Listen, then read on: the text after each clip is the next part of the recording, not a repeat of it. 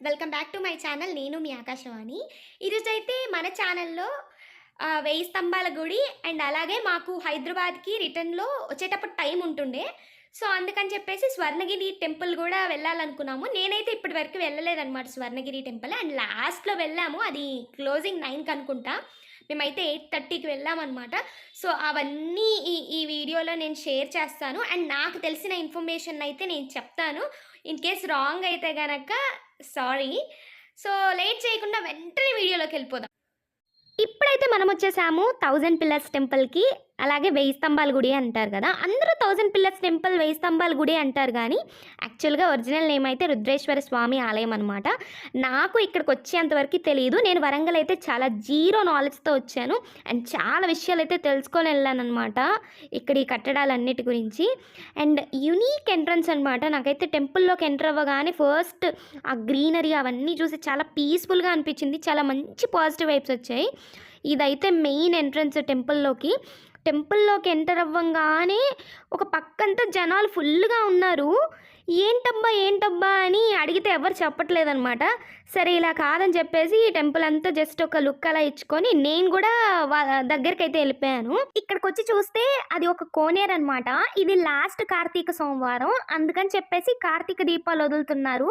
So, మన ఆడవాళ్ళంతా full on full ట్రెడిషనల్‌లో ready అయ్యొచ్చి ఆ కార్తీక దీపాలు పట్టుకొని అలా నిల్చొనుంటే ఆ 2 కళ్ళు అసలు సరిపోలేదనమాట. ఇక్కడైతే పంతులు ఏదో మంత్రాలు చదివిపిస్తున్నారు. వీళ్ళు కూడా చదివేసి ఆ కార్తీక దీపాలు వదిలేటప్పుడు మొత్తం ఒక 50, 60 మందున్నారు. మన ఆడ లేడీస్ కార్తీక దీపం పాటైతే అసలు అద్దర కొట్టేశారు.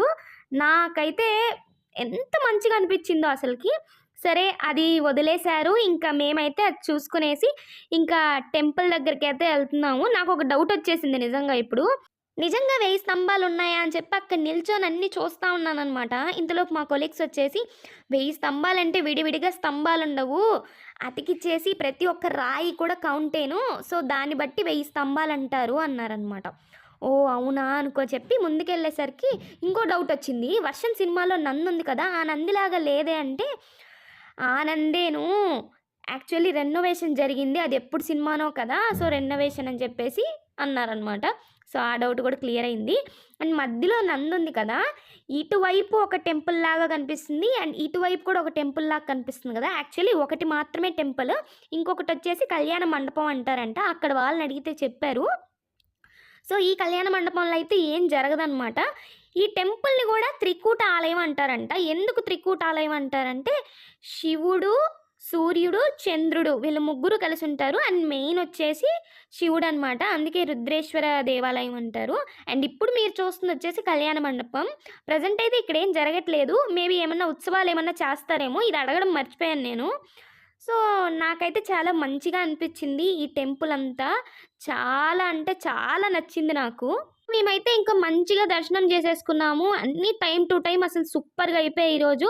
సరే ఇంకా టైం మిగిలింది మాకైతే. సరే అని చెప్పేసి స్వర్ణగిరి టెంపుల్‌కెళ్దాము.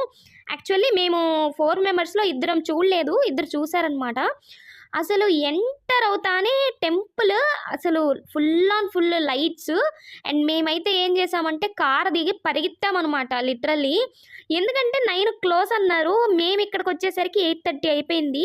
ఇంకా అందులో కాక వర్షం స్టార్ట్ అయిపోయింది ఒక పక్క. ఇంకా దిగి పరుగో పరుగు పెట్టాము. నాకైతే ఇక్కడ అడుగు పెట్టగానే అసలు స్పెషల్ ఫీలింగ్ అనమాట. అసలు పాజిటివ్ వైబ్ అనే పేరు కూడా తక్కువే అనమాట. ఒక్కటే రోజులో ఇన్ని టెంపుల్స్‌ని నేను నా లైఫ్‌లో ఎప్పుడు కవర్ చేయలేదు. అంటారు గదా! అదృష్టం ఉండాలి అనేసి. ఈరోజైతే నేను అది పక్కాగా ఫీల్ అయ్యాను. అండ్ ఫుల్ వర్షం వస్తుంది. ఈ వర్షంలో అయితే మేము పరుగులు పెట్టాము.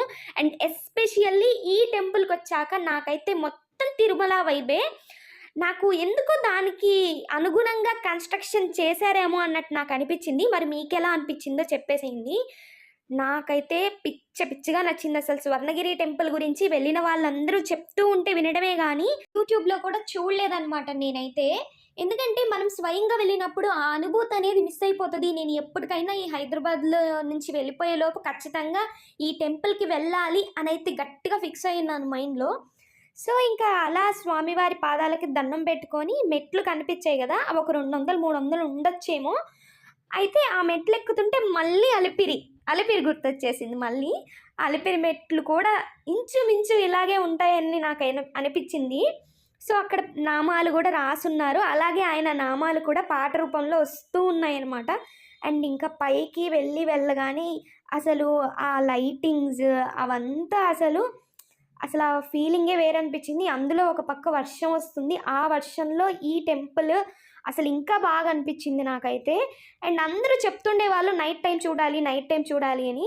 నేను ఫస్ట్ టైమ్ చూస్తున్నాను. అది కాక నైట్ టైమ్ చూస్తున్నాను. ఐ ఫీల్ సో లక్కీ అనమాట. అండ్ ఇక్కడ చూడండి ఆ మెట్లు దారి ఉంది కదా! ఆ దారి మొత్తం అసలు పైకెళ్ళి చూస్తే అలా ఉందనమాట లైటింగ్స్.